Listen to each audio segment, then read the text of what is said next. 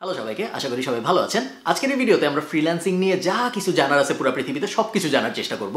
Freelancing কিভাবে করে, freelancing করে কিভাবে মাসে 5-10 হাজার ডলার আয় করা যেতে পারে, ফ্রিল্যান্সিং শুরু করবো কেমনে, কোথায় যাব, কাজ পাবো কেমনে, কে কাজ দিবে, কেন কাজ দিবে, ফ্রিল্যান্সিং কী জিনিস, করে কি হবে, না করলে কি হবে, লাভ কি, ক্ষতি কি, মোটামুটিভাবে যা কিছু জানার আছে ফ্রিল্যান্সিংয়ের ব্যাপারে সব কিছু আমরা জানার চেষ্টা করবো এই একটা ভিডিওতে। ভিডিওটা একটু বড় হবে কারণ আমি নিচে টাইম স্ট্যাম্প দিয়ে দেবো যারা ইউটিউবে দেখবেন তাদের জন্য। যারা ইউটিউবে দেখছেন না তারা টাইম স্ট্যাম্প ব্যবহার করতে পারবেন না, কিছু করার নাই। আপনারা একটু টেনে টেনে কষ্ট করে অন্য যেখানেই দেখছেন, ফেসবুকে দেখছেন হয়তো, সেখানে আপনারা একটু কষ্ট করে টেনে টেনে দেখবেন। ভিডিওটা যদি মনে হয় আপনাদের উপকারে এসেছে, ভিডিওটা পুরোটা দেখার পরেই তো আসলে বুঝবেন উপকারে এসেছে নাকি, বাট যদি মনে হয় উপকারে এসেছে অবশ্যই চেষ্টা করবেন ভিডিওটা শেয়ার করতে আপনার বন্ধুদের সাথে বা আপনার ফ্রেন্ড লিস্টের মানুষজনদের সাথে। তার কারণ ফ্রিল্যান্সিংয়ের ব্যাপারে আনফর্চুনেটলি 10 বছর 15 বছর ফ্রিল্যান্সিংয়ের দুনিয়ায় বাংলাদেশের প্রবেশের পরেও অনেক ধরনের মিসকনসেপশন আছে, অনেক ধরনের ভুল ধারণা আছে এবং এই কারণে ফ্রিল্যান্সিং বিষয়ে অনেক ধান্দাবাজিও হয়। চলেন শুরু করি ভিডিওটা। ফ্রিল্যান্সিং শিখতে হলে অবশ্যই ভালো গিটার বাজাতে পারতে হবে। যে ভালো গিটার বাজাতে পারে না সে কখনোই ভালো ফ্রিল্যান্সার হতে পারে না, ইটস আ ফ্যাক্ট। ফ্রিল্যান্সিং কী জিনিস এটা আমরা সবাই জানি তো, তাই না? যারা জানেন না তাদেরকে আমি একদম সহজ করে বোঝাই দিচ্ছি। ফ্রিল্যান্সিং বোঝা কোনো জটিল ব্যাপার না। আপনি একটা জিনিস চিন্তা করেন, বাংলাদেশকে কেন গার্মেন্টস শিল্পে এত উন্নত বলা হয়? এটা বলার কারণ হলো বাংলাদেশে খুব কম দামে গার্মেন্টস বানায় বাংলাদেশ এক্সপোর্ট করতে পারে। গার্মেন্টস বলতে আমি জামা কাপড় বোঝাচ্ছি। সো ধরেন কথার কথা, এই যে জামাটা আমি পরে আছি, এই জামাটার গায়ে বিড়ালের লোম লেগে আছে। এখন এই জামাটা আমি H&M থেকে কিনেছিলাম, আমার হয়তো 15 ইউরো খরচ হয়েছিল জামাটা কিনতে। 15 ইউরো মানে 1500 টাকা। H&M এর এই জামাটা বানাইতে $1 খরচ হওয়ার কথা না, 1 ইউরো খরচ হওয়ার কথা না। কেন? তার কারণ H&M জামাটা আয়ারল্যান্ডে বসে বানায় নাই। H&M এরকম লাখ লাখ জামা বাংলাদেশ টাইপ দেশ থেকে বানায় জাহাজে করে নিয়ে আসছে। যেই বাংলাদেশের গার্মেন্টসটা এই জামাটা বানিয়ে দিয়েছে, ওই বাংলাদেশের গার্মেন্টসটা একটা ফ্রিল্যান্সার। H&M বাংলাদেশ থেকে এই জামাটা বানায় নিয়ে আসছে। H&M এই জামাটা আউটসোর্স করেছে, অন্য আর একটা দেশ থেকে সোর্স করে নিয়ে আসছে। বোঝাতে পারছি আমি আপনাকে? ওটা হলো আউটসোর্সিং। আর বাংলাদেশের গার্মেন্টসটা যেটা করলো, উনার পার্সপেক্টিভ থেকে চিন্তা করলে এই জিনিসটা ফ্রিল্যান্সিং। এই সেম ব্যাপারটা আগে শুধু ফিজিক্যাল গুডস নিয়ে করা যেত, যে জিনিসগুলো ধরা ছোঁয়া যায় ওই জিনিসগুলো নিয়ে করা যেত। আমার পেঁয়াজ দরকার, আমি অমুক দেশ থেকে যে দেশে পেঁয়াজ সস্তা নিয়ে আসলাম। আমার জামা দরকার, আমি দেখলাম কোন দেশে জামা আসলে সস্তায় বানানো যায়, কোন দেশে লেবারের খরচ কম, ওই দেশ থেকে আমি সস্তায় জামা নিয়ে আসলাম। ইন্টারনেটের পেনিট্রেশনের পরে সুবিধাটা যেটা হয়েছে, এই জিনিসটা এখন ডিজিটাল জিনিসপত্র নিয়েও করা যায়। আগে যদি অনেক আগে একসময় যদি আমার ওয়েবসাইট দরকার হইতো, আমি আয়ারল্যান্ডে বসে আছি, আমার একটা ওয়েবসাইট দরকার, আমার আয়ারল্যান্ডেরই একজনকে খুঁজে বের করতে হইতো যে আমাকে ওয়েবসাইটটা বানায় দিবে। আমার একটা লোগো দরকার, আমার একটা এক্সেলের কাজে হেল্প দরকার, আমার একটা মাইক্রোসফট ওয়ার্ডে কিছু একটা লেখা দরকার, আমার আশপাশে যারা আছে তাদেরকেই আমার খুঁজে বের করতে হইতো যারা ওই কাজে এক্সপার্ট। আমার একটা গেম বানানো দরকার, ইউ গেট দ্য আইডিয়া। আমার আশপাশের কোনো একটা মানুষকে খুঁজে বের করতে হইতো যে আমাকে এই কাজটা করে দিবে। ইন্টারনেট পেনিট্রেশনের সুবিধাটা যেটা হয়েছে, এখন আমার আশপাশের মানুষের উপর আমার আর নির্ভর করতে হচ্ছে না। ফিজিক্যাল ওয়ার্ল্ডে ওই যে যেভাবে H&M বাংলাদেশ থেকে জাহাজে করে গার্মেন্টস এনে H&M আয়ারল্যান্ডে বিক্রি করতো, ওই একইভাবে এখন আমরা ডিজিটাল ওয়ার্ল্ডে চাইলেই আমার যদি একটা ওয়েবসাইট দরকার হয়, আমি আয়ারল্যান্ডের একজনকে না খুঁজে রাঙামাটির একজনকে খুঁজে বের করতে পারি যে আমাকে ওয়েবসাইট বানায় দিবে। আমার লাভ সেম।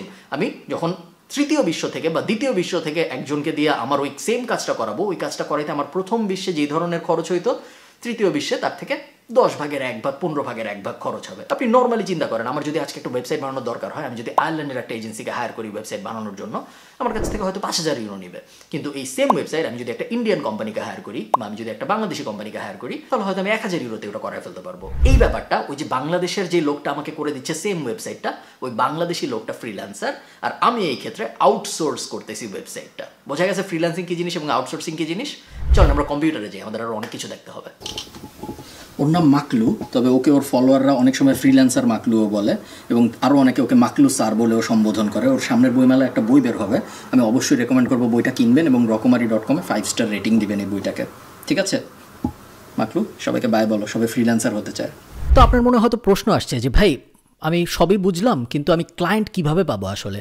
ধরেন আমার একটা স্কিল আছে, আমি লোগো বানাইতে পারি, আমি ওয়েবসাইট বানাইতে পারি, আমি কোডিং করতে পারি, আমি অ্যানিমেশনের কাজ জানি, আমি ভিডিও এডিট করতে পারি। স্কিলের তো কোনো শেষ নাই, বাট আমার এই স্কিল অনুযায়ী ক্লায়েন্ট আমি কিভাবে খুঁজে পাবো? গার্মেন্টসের জন্য তো সহজ, গার্মেন্টস একটা বড় জিনিস। গার্মেন্টস হয়তো H&M-কে ফোন দিয়ে বলছে যে H&M তোমার কি জামা দরকার, আমরা জামা দিতে পারবো।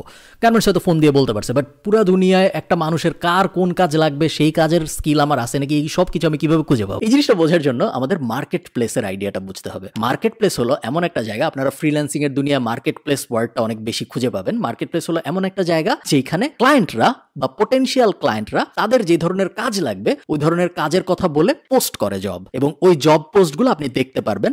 ওই জব পোস্টগুলো দেখে দেখে আপনার যে জবগুলো মনে হয় আপনি করতে পারবেন ওই জবগুলো আপনি বিড করতে পারবেন। এই ওয়ার্ডগুলো আমাদের একটু বুঝতে হবে, এগুলো মার্কেট প্লেস, এগুলো ফ্রিল্যান্সিং এর সাথে জড়িত জিনিসপত্র। বিড বলা হয় কেন আমি ঠিক জানি না, বিড একটা নিলামের শব্দ, বাট বিড করা বলতে আসলে ফ্রিল্যান্সিং এর দুনিয়ায় বোঝায় অ্যাপ্লাই করা। সো মার্কেট প্লেস থাকবে, মার্কেট প্লেসে বায়াররা আসবে, মার্কেট প্লেসে ফ্রিল্যান্সাররাও সাইন আপ করবে, এবং তারপরে ওই মার্কেট প্লেসে বায়াররা জব পোস্ট করবে। জব পোস্ট করার পরে সেই জবগুলোর মধ্যে থেকে আপনার যদি মনে হয় এই জবগুলোর মধ্যে এই জবটা আমি পারি, তখন আপনি ওই জবে অ্যাপ্লাই করবেন। অ্যাপ্লাই যখন আপনি করবেন তখন ওই অ্যাপ্লিকেশনের ভিতরে আপনি বর্ণনা করবেন যে কেন আমি পারি, নর্মাল জব অ্যাপ্লাই করার মতো একটা ব্যাপার। এবং তারপরে আপনি যদি সিলেক্টেড হন তাহলে ওই বায়ার মার্কেট প্লেসটাকে টাকা দিবে এবং আপনাকে কাজ শুরু করতে বলবে। আপনাকে কিন্তু টাকা দিবে না বেশিরভাগ ক্ষেত্রে, কখনো কখনো আপনাকে কিছু অ্যাডভান্স দিতেও পারে, বাট বেশিরভাগ ক্ষেত্রে কমনলি যেটা হয় সেটা হলো বায়ারটা মার্কেট প্লেসটাকে টাকা দেয়, তারপর আপনি কাজ শুরু করবেন। আপনার কাজ যখন শেষ হবে আপনি বায়ারকে কাজ জমা দিবেন, তখন মার্কেট প্লেস টাকাটা রিলিজ করে আপনাকে দিবে। সো আমি যদি আমার স্ক্রিনটা আপনাদের দেখাই, আপনারা দেখতে পাচ্ছেন এখানে আমার স্ক্রিন। এটা হলো upwork.com, আর্গুয়েবলি ফ্রিল্যান্সারদের জন্য সবচেয়ে বড় মার্কেট প্লেসের নাম upwork.com। আপনারা আমার প্রোফাইল দেখতে পাচ্ছেন, এখানে দেখতে পাচ্ছেন $30,000 আয় করেছি আমি এবছর। আমি যদি মাই জবস, আপনারা এখানে আমার পুরো জব হিস্ট্রি দেখতে পারবেন, আমার সব কাজকর্মের হিস্ট্রি, কোন কাজ কীরকম করেছি, কাজের রেটিং টেটিং সব কিছু দেখতে পারবেন, পুরো জিনিসটাই পাবলিক। এখানে আমি আরেকটা ব্যাপার বলে রাখি, আপনি যদি কারো কাছ থেকে ফ্রিল্যান্সিং শিখেন এবং সে যদি আপনাকে এরকম কিছু দেখাইতে না পারে, তার মানে হলো সে আসলে নিজে ফ্রিল্যান্সিং করে খুব ভালো করতে পারে নাই জীবনে, এবং নিজে যে ফ্রিল্যান্সিং করে খুব ভালো করতে পারে নাই তার কাছ থেকে আসলেও ফ্রিল্যান্সিং শেখা উচিত নাকি এটা নিয়ে আপনার একটু ভাবা উচিত।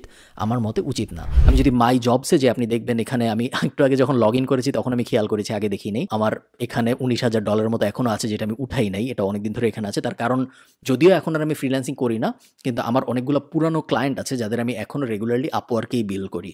এদেরকে আমি ক্লায়েন্ট পেয়েছি যখন আমি ফ্রিল্যান্সার ছিলাম ওই সময়, এবং এখনও গত 3, 4, 5 বছর ধরে আমি তাদের সাথে কাজ করে যাচ্ছি।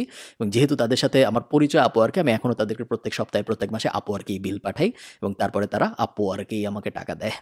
তো এটা হলো একটা মার্কেট প্লেসের উদাহরণ। এটা একটা general market place. General market place মানে হলো এই মার্কেট প্লেসে সব ধরনের কাজ পাওয়া যায়। আমি যদি google.com-এ যাই এবং আমি যদি আপওয়ার্ক স্কিল লিস্ট লিখে গুগল করি এবং তারপরে এই যে hire top freelancers by category, এটা যদি আমি ওপেন করি upwork.com/hire, আপনি দেখতে পারবেন এইখানে হাজার হাজার স্কিলের লিস্ট দেয়া আছে, যেই সব স্কিলের ওপরে আপওয়ার্কে জব আছে।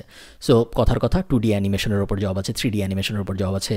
আপনি ক্যাটাগরি চেঞ্জ করলে আরও অনেক অপশন দেখতে পারবেন, লিগাল অ্যাডভাইজার, ইন্টারন্যাশনাল ট্যাক্স, লিস্টের কোনো শেষ নেই। হাবি যাবি হাজার হাজার রকমের কাজ আপওয়ার্কে আছে। আপওয়ার্ক একটা জেনারেল মার্কেট প্লেস যেখানে সব ধরনের কাজের জন্য ক্লায়েন্টরা ফ্রিল্যান্সার খুঁজে পেতে পারে, এবং আপনি যদি এই হাজার হাজার লিস্টের মধ্যে কোনো কাজের ব্যাপারে একজন এক্সপার্ট হন এবং আপনি যদি আপওয়ার্কে একটা প্রোফাইল খুলেন, তারপরে আপনি যখন এখান থেকে ফাইন্ড ওয়ার্কে চাপ দিবেন তখন আপনি কাজের লিস্ট দেখতে পারবেন যে কাজগুলো ক্লায়েন্টরা পোস্ট করেছে, এবং তখন আপনি ওই কাজগুলো বিড করতে পারবেন বা অ্যাপ্লাই করতে পারবেন, এবং তারপরে যখন আপনার অ্যাপ্লিকেশনটা অ্যাকসেপ্টেড হবে তখন আপনি কাজ শুরু করতে পারবেন। এবং পুরো প্রসেসটার মধ্যে আপওয়ার্ক একটা মিডিয়া হিসেবে কাজ করবে, আপনার মধ্যসত্ত্বা হিসেবে কাজ করবে। এবং আপওয়ার্ক এই ব্যাপারটা নিশ্চিত, যেহেতু আপনি ক্লায়েন্টকে চিনেন না, ক্লায়েন্টও আপনাকে চিনে না, সো আপনার এটা নিশ্চিত করতে হবে যে ক্লায়েন্ট আপনাকে আসলেও টাকা দিবে কাজের পরে, আবার ক্লায়েন্টেরও এটা নিশ্চিত করতে হবে যে আমি আসলে কাজ পাবো টাকা দিলে। ওইসব কারণে আপওয়ার্ক একটা মিডলম্যান হিসেবে কাজ করে। এই মিডলম্যান হিসেবে কাজ করার জন্য আপওয়ার্ক প্রত্যেকটা প্রজেক্টের 20% নিয়ে নেয়। আমি এখানে আপওয়ার্ককে এক্সাম্পল হিসেবে দেখাচ্ছি, তার কারণ আমি সবসময় আপওয়ার্ক ব্যবহার করেছি, বাট তার মানে এই না যে আপনারও আপওয়ার্ক ব্যবহার করতে হবে। ডিপেন্ডিং অন আপনার স্কিল কি, অনেক ধরনের ফ্রিল্যান্সিং প্ল্যাটফর্ম আছে, আরও কিছু জনপ্রিয় আছে, তার মধ্যে একটার নাম আপনারা অনেকেই শুনবেন, এটার নাম হলো fiverr.com। fiverr.com বেশ জনপ্রিয় বাংলাদেশের মানুষের মধ্যে। আরেকটা আছে যেটার নাম হলো peopleperhour.com। peopleperhour আমি ছোটবেলায় কাজ করেছিলাম, আমার মনে আছে, এটাও বেশ জনপ্রিয়। আরেকটা আছে নাম হলো guru.com। এটা আসলে অত জনপ্রিয় না, বাট এটাও আমার মনে আছে, আমি ছোটবেলায় বই লেখার কাজ করে বেশ ভালোই আয় রোজগার করেছিলাম। আরেকটা আছে বেশ জনপ্রিয় যেটার নাম freelancer.com। একসময় অনেক জনপ্রিয় ছিল এটা, বাট এটার পপুলারিটি এখন আস্তে আস্তে ঘাটতির দিকে। এগুলো জাস্ট কতগুলো, এগুলো সব কমন মার্কেট প্লেস, তার মানে হলো এগুলাও বিভিন্ন ধরনের কাজের জন্য আপনি ফ্রিল্যান্সারও খুঁজে পাবেন, বিভিন্ন ধরনের ধরনের কাজের জন্য আপনি ক্লায়েন্টও খুঁজে পাবেন। এছাড়াও স্পেশালাইজড মার্কেট প্লেস আছে, শুধু প্রোগ্রামারদের জন্য মার্কেট প্লেস আছে, শুধু ডিজাইনারদের জন্য মার্কেট প্লেস আছে, শুধু ক্যারেক্টার ডিজাইনারদের জন্য মার্কেট প্লেস আছে, শুধু অ্যানিমেশন যারা বানায় তাদের জন্য মার্কেট প্লেস আছে, শুধু রাইটার যারা তাদের জন্য আলাদা মার্কেট প্লেস আছে। ওগুলো হলো স্পেশালাইজড মার্কেট প্লেস। আপনি যদি নতুন হন, আমার রেকমেন্ডেশন হবে আপনি জেনারেলাইজড মার্কেট প্লেসগুলোতেই থাকেন। জেনারেলাইজড মার্কেট প্লেসগুলোতে কাজ পাওয়া একটু কম্পারেটিভলি সহজ, এবং জেনারেলাইজড মার্কেট প্লেসগুলোতে কাজের ভলিউমও বেশি, মানে অনেক ক্লায়েন্ট প্রতিদিনই হাজার হাজার লাখ লাখ কাজ পোস্ট করে এখানে। তো ফ্রিল্যান্সিং কি জিনিস এটা আমরা জানলাম, মার্কেট প্লেস কি জিনিস এটা আমরা জানলাম, মার্কেট প্লেসে কিভাবে ক্লায়েন্ট এবং ফ্রিল্যান্সার একে অন্যকে খুঁজে নেয়, মার্কেট প্লেস কিভাবে ইন্টারমিডিয়ারি বা মধ্য মানব হিসেবে কাজ করে যেন ক্লায়েন্টের টাকাও লস না হয়, আবার আপনিও যেন কাজ দিয়ে টাকা পান, ওসব ব্যাপারে আমরা এখন আইডিয়া পেয়ে গিয়েছি। এখন আমাদের অ্যাকচুয়াল নিটিগ্রিটি ডিটেইলে যেতে হবে যে আমি আসলে শিখবোটা কি, আমি ফ্রিল্যান্সার হব কিভাবে। ওই ব্যাপারটা জানার জন্য আমাদের স্ক্রিনে যেতে হবে। চলেন যাওয়া যাক। আচ্ছা, আমি একটা ব্যাপার আপনাদের বলে রাখি স্ক্রিনে যাওয়ার আগে, সেটা হলো ফ্রিল্যান্সিং করা মানে কিন্তু বিভিন্ন মার্কেট প্লেসে যে অ্যাকাউন্ট খুলে ফেলা না। আপনারা হয়তো জানেন অ্যাকাউন্ট খোলার দিক থেকে হিসাব করলে বাংলাদেশ ফ্রিল্যান্সার হিসেবে পৃথিবীতে সেকেন্ড।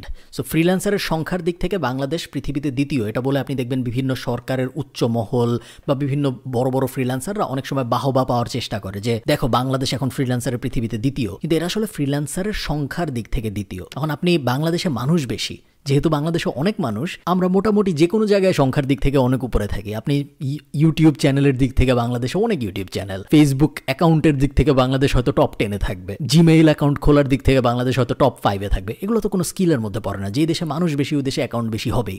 সো অনেকে ভাবে কি যে ফ্রিল্যান্সিং করার মূল উপায়টা বা ফ্রিল্যান্সিং করতে যে আমরা যে পারতেছি না ফ্রিল্যান্সিং করতে, তার কারণ আমাদের মার্কেট প্লেসে অ্যাকাউন্ট নেই। এটা একদমই সত্য কথা না।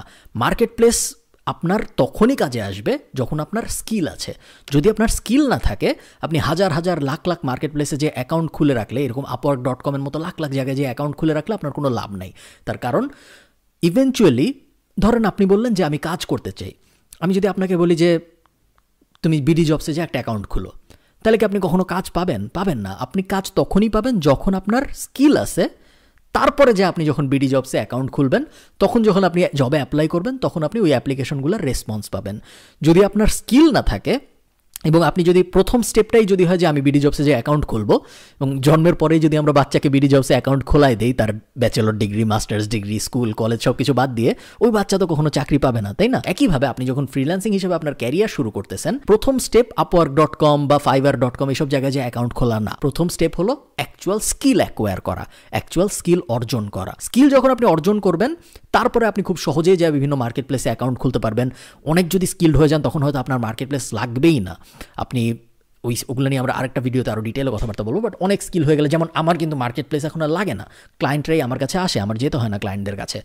তো প্রথম স্টেপ যেটা, সেটা হলো আমাদের অবশ্যই স্কিল অর্জন করতে হবে। স্কিল অর্জন করার জন্য আমি যে লিঙ্কটায় যাব, সেটা হলো upwork.com/hire।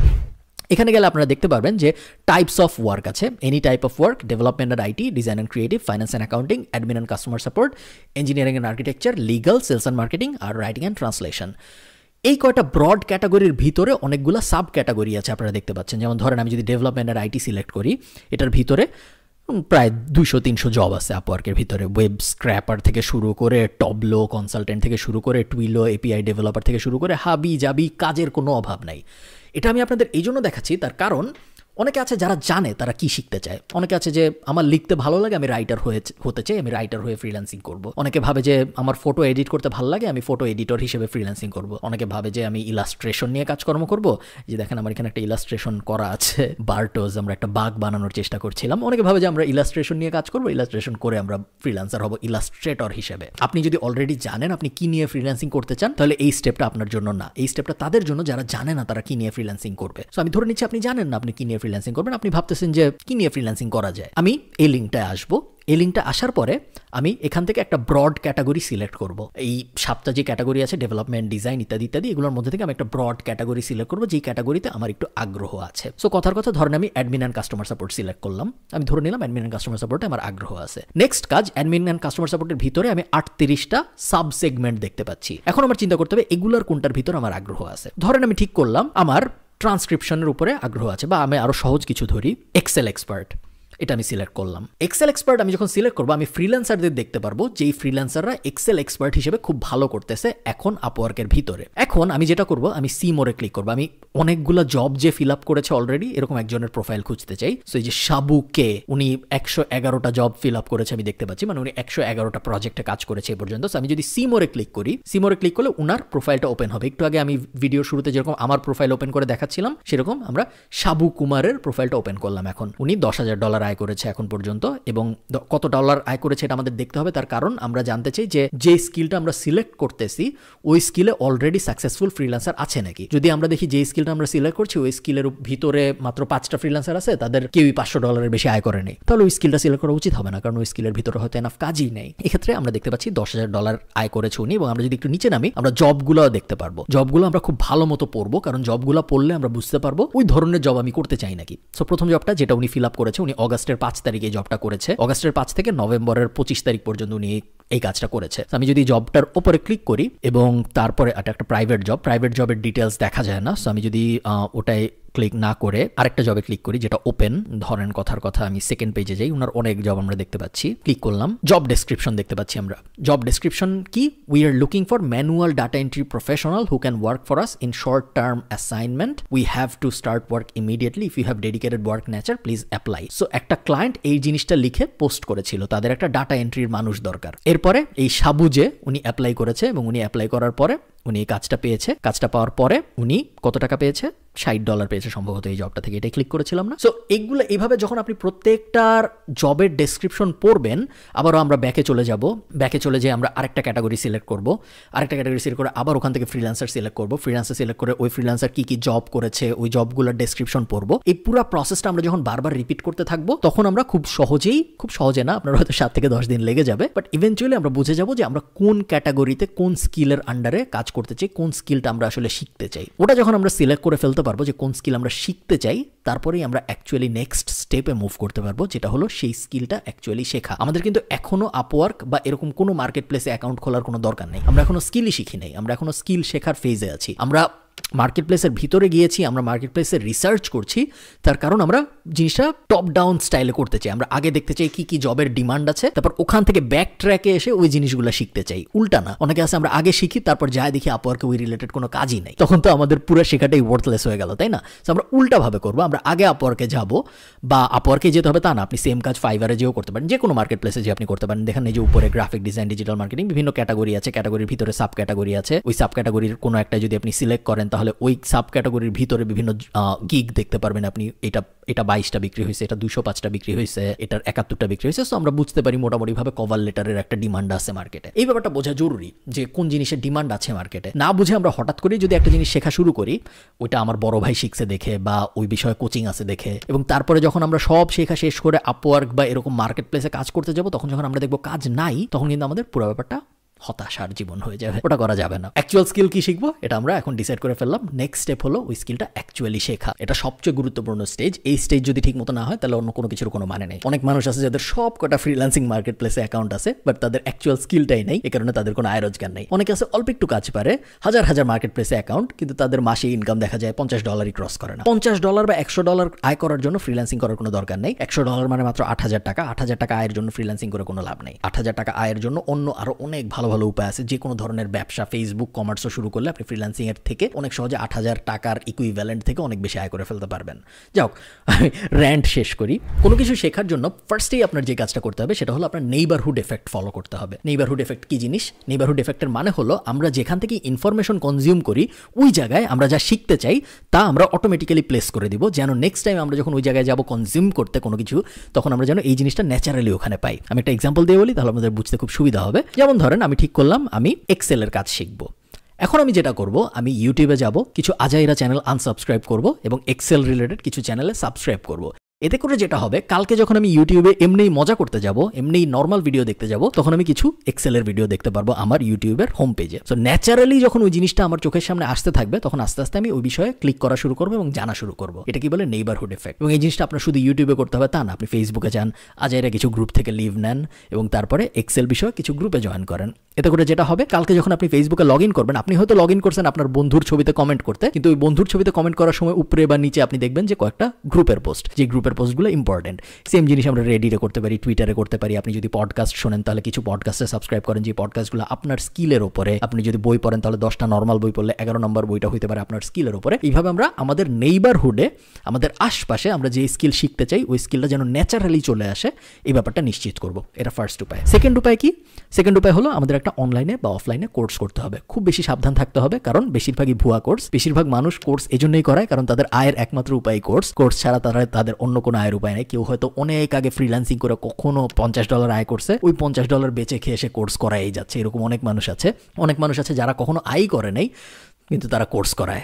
এবং সো খুব সাবধান থাকবে। বাংলাদেশের মার্কেট এটা খুব বেশি হয়, বাট ইন্টারন্যাশনাল মার্কেটে এই জিনিসটা অনেক হয়। সো যেখান থেকে আপনি বাংলায় কোর্স করেন, ইংলিশে কোর্স করেন, সামনাসামনি করেন, অনলাইনে করেন, যেভাবেই করেন খুব সাবধানে থাকবেন। চেষ্টা করবেন আগে যারা করেছে তাদের কাছ থেকে রিভিউ নিতে, এমন কারো কাছ থেকে শিখতে যে অলরেডি জানে এবং সে যে জানে এটার প্রমাণ সে দিতে পারবে। সে যদি ফ্রিল্যান্সিং করে তাহলে তার ফ্রিল্যান্সিং প্রোফাইল আপনাকে দেখাইতে পারবে। সে যদি আপনাকে ওয়েবসাইট বানানো শিখায় তাহলে সে আগে যে 500 ওয়েবসাইট বানাইছে ওই 500 ওয়েবসাইট আপনাকে দেখাইতে পারবে। প্রুভ করতে পারবে এরকম মানুষের কাছ থেকে আপনি শিখবেন। যে প্রুভ করতে পারে না, শুধু কথার উপর ভিত্তি করে আপনি কারো কাছ থেকে কিছু শিখতে যাবেন না, গেলে ধোকা খাওয়ার চান্স অনেক বেশি। অনলাইনে শেখা উচিত নাকি অফলাইনে শেখা উচিত? এখন তো কোভিডের যুগ, এখন সবাই অনলাইনে শিখছে যখন আমি ভিডিওটা রেকর্ড করছি, বাট ইভেনচুয়ালি এটা আপনার ডিসাইড করতে হবে যে আপনি কি কোনো কিছু অনলাইনে ভালো শিখেন না আপনি কোনো কিছু অফলাইনে ভালো শেখেন। আমি যখন গিটার শিখি, আমি ঢাকা কলেজে যখন পড়ি তখনকার কথা বলছি, আমি গিটার শিখতে একদিন গিয়েছিলাম এবং একদিন 1 ঘন্টা আমি ওনার সামনে বসেছিলাম যে আমাকে গিটার শেখাচ্ছিল, এবং উনি আমাকে 6টা স্ট্রিংয়ে নর্মাল একটা ফিঙ্গারিং এক্সারসাইজ শেখাচ্ছিল।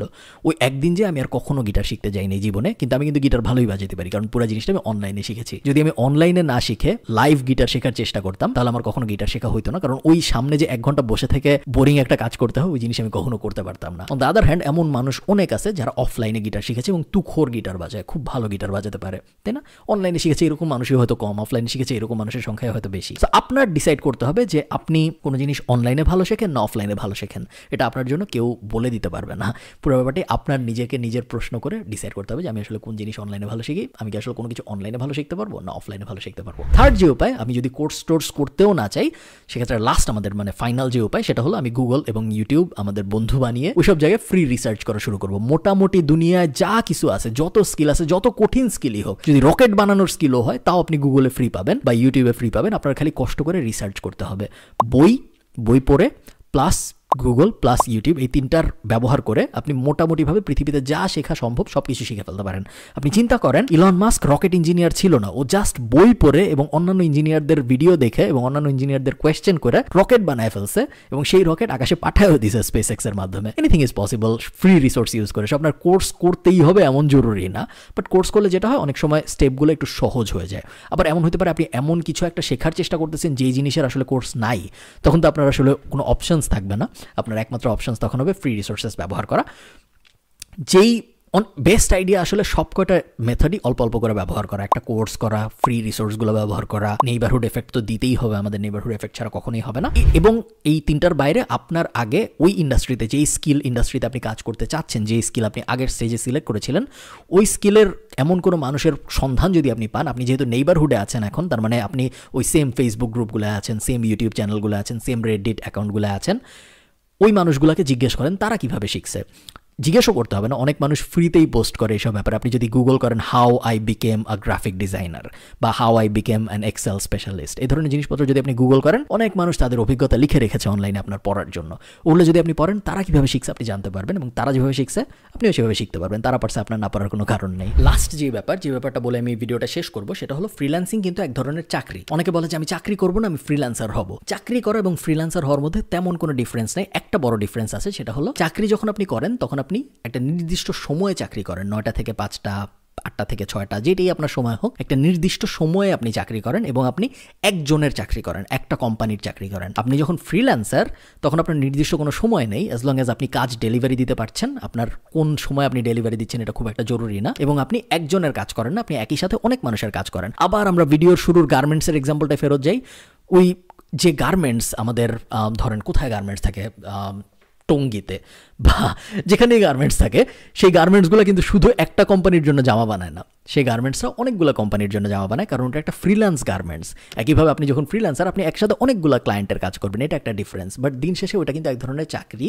সো ফ্রিল্যান্সিং কখনো আপনার এন্ড গোল হওয়া উচিত না। ফ্রিল্যান্সিং একটা স্টার্টিং পয়েন্ট, বাট ইভেনচুয়ালি আপনার চিন্তা করতে হবে এই ফ্রিল্যান্সিং স্কিলটাকে আমি কিভাবে একটা ব্যবসায় রূপান্তর করতে পারবো। আমি এক্সেল স্পেশালিস্ট হিসেবে আমার ফ্রিল্যান্সিং ক্যারিয়ার শুরু করেছি, খুব ভালো কথা।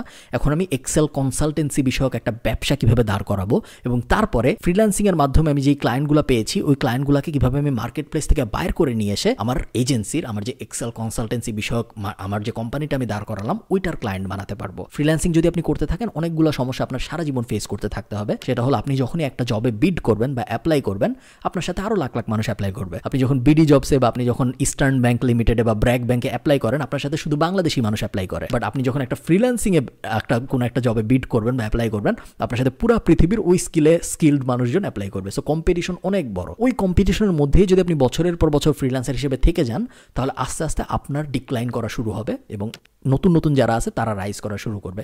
ওই জিনিস আপনি করতে চান না, ওই জিনিস করতে চাওয়ার কোনো কারণও নেই। এই কারণে যত তাড়াতাড়ি সম্ভব আপনার উচিত হবে ফ্রিল্যান্সার হিসেবে আপনার ক্যারিয়ার শুরু করতে, বাট ইভেনচুয়ালি ফ্রিল্যান্সিং থেকে বের হয়ে নিজের একটা কোম্পানি দাঁড় করায় ফেলতে। কোম্পানি কীভাবে দাঁড় করাইতে হবে, ফ্রিল্যান্সার থেকে মুভ করে কীভাবে এজেন্সি লাইফে চলে যেতে হবে, বা ফ্রিল্যান্সিং আমি যে স্কিলটা নিয়ে করতাম ওই স্কিলটাকেই কীভাবে আমি কনভার্ট করে একটা ব্যবসায় রূপান্তর করব, এই বিষয়ে আমি হয়তো অন্য কোনো একটা ভিডিওতে কথা বলবো। যদি আপনারা আসলেই চান আমাকে জানাবেন কমেন্টে। ভালো থাকেন সবাই। এই ভিডিওটা অনেক বড় হয়ে গিয়েছে, আমি দুঃখিত এই ভিডিওটা বড় হয়ে গেছে এই জন্য, বাট আশা করি আপনারা কিছু শিখতে পেরেছেন। ভালো থাকবেন, দেখা হবে পরের ভিডিওতে। টাটা।